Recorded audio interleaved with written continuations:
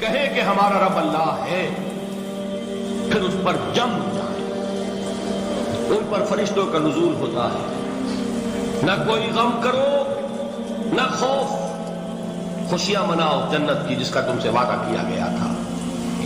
اللہ کی ربوبیت پر اطمینان جب انسان کو ہو جاتا ہے، میرا رب اللہ ہے، ربی اللہ، انسان کے لیے نہ کوئی کھٹکا، نہ کوئی خطرہ، نہ کوئی خوف، نہ کوئی حزن۔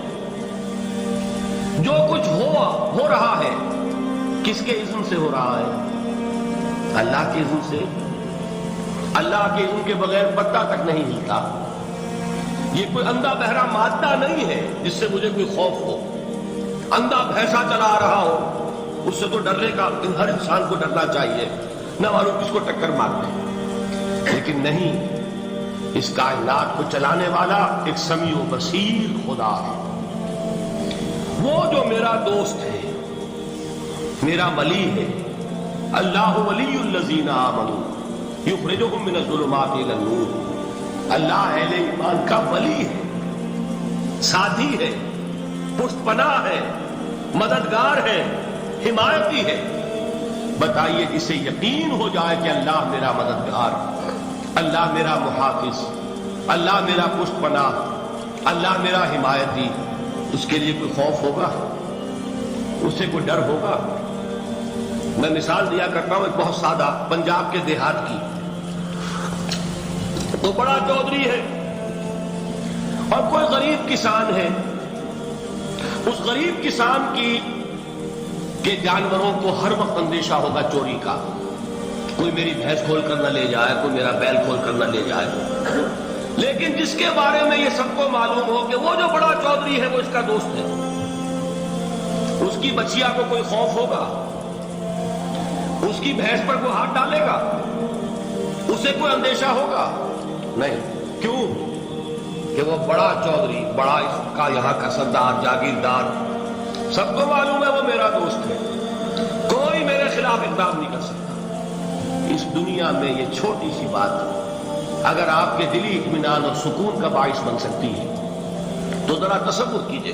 میں لفظ تصور استعمال کروں گا صرف اس لیے کہ اس کا ہم جس کو کہتے ہیں ادراک اور شعور کر نہیں سکتے، اگر کے ساتھ کر سکتے۔ اگر یقین ہو کہ اللہ میرا مددگار اور یقین ہو کہ اللہ ہر آن میرے ساتھ ہے، پھر کوئی خوف؟ کس کا خوف؟ کوئی شے اللہ سے بالاتر ہے؟ کوئی قوت اس سے زیادہ طاقتور ہے؟ کوئی اس کے ارادے کو بدلنے والا ہے؟ کوئی اس کی مشیت کے آڑے آنے والا ہے؟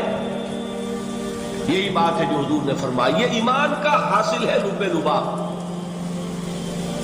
کہ دیکھو اچھی طرح اس بات کو ذہن نشین کر لو، اگر تمام انسان مل کر تمہیں کوئی نقصان پہنچانا چاہے نہیں پہنچا سکتے، مگر جو کچھ اللہ نے لکھ دیا ہو، اور تمام انسان مل کر تمہیں کوئی نفع پہنچانا چاہے نہیں پہنچا سکتے، مگر وہ شے جو اللہ نے طے کر دی۔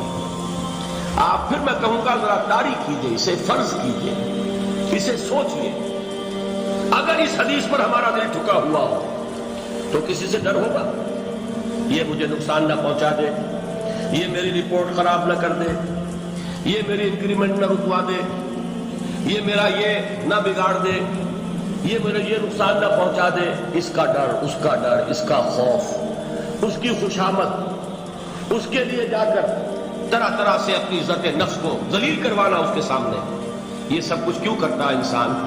جب سمجھتا ہے کہ اس کے ہاتھ میں میرا کوئی نفع ہے، اس کے ہاتھ میں میرے لیے کوئی ضرر ہے، یہ مجھے کوئی غضب پہنچا سکتا ہے، یہ مجھے کوئی نقصان پہنچا سکتا ہے، یہ میرا کوئی کام بنا سکتا ہے، یہ میری کوئی ضرورت پوری کر سکتا ہے، اسی کا نام شرک ہے۔ جہاں آپ نے یہ سمجھا کہ غیر اللہ کے اندر کوئی طاقت موجود ہے، وہی شرک ہے۔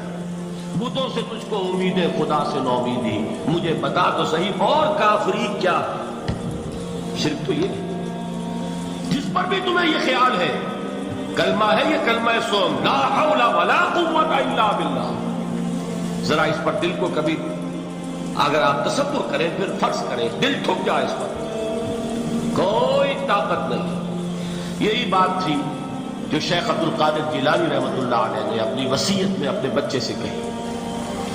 11ویں دینے والے ہیں، لیکن حضرت شیخ عبد القادر جیلانی کی وصیت اور تعلیمات کو کتنے لوگ ہیں جو جانتے ہو؟ یہ جن مقامات تک پہنچے ہیں وہ کس چیز کی بدولت پہنچے ہیں؟ انہوں نے جو پیغام دیا وہ کیا تھا؟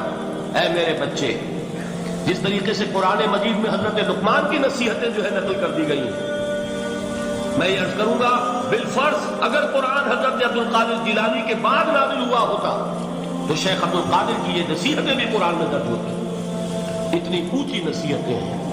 اے میرے بچے، اس حقیقت کو ذہن نشین کر لے، لا فاعل فی الحقیقت ولا مؤثر الا اللہ. اس کائنات میں نہ کوئی فاعل حقیقی ہے نہ مؤثر حقیقی ہے سوائے اللہ. کسی شے میں کوئی تاثیر نہیں اگر اللہ نہ چاہے. آگ جلا نہیں سکتی اگر اللہ نہ چاہے. پانی ڈبو نہیں سکتا اگر اللہ نہ چاہے. زہر ہلاک نہیں کر سکتا اگر اللہ نہ چاہے. کوئی چیز فائدہ نہیں پہنچا سکتی اگر اللہ نہ چاہے. تو در در پہ کیوں سر جھکاتے ہو؟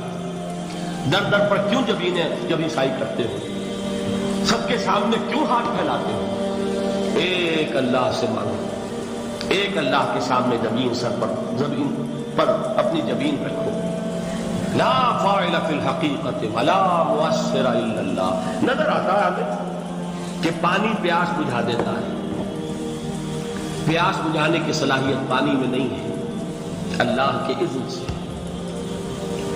کھانا بھوک مٹا دیتا ہے، بھوک مٹانے کی صلاحیت کھانے میں نہیں ہے، اذن رب میں.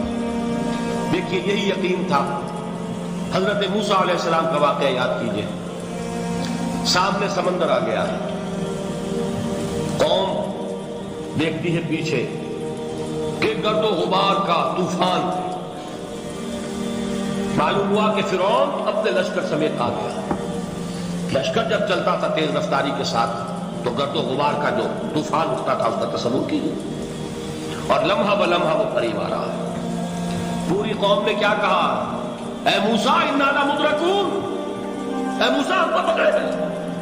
قرآن مجید میں تو یہاں وہ باتیں نہیں لکھی ہیں، لیکن تورات میں یہ درج ہے کہ بنی اسرائیل جھگڑنے لگے، دست و گریبان ہو گئے موسیٰ کے ساتھ. موسیٰ نے یہاں فرمایا لا کر، اس سے تو وہیں بہتر تھے.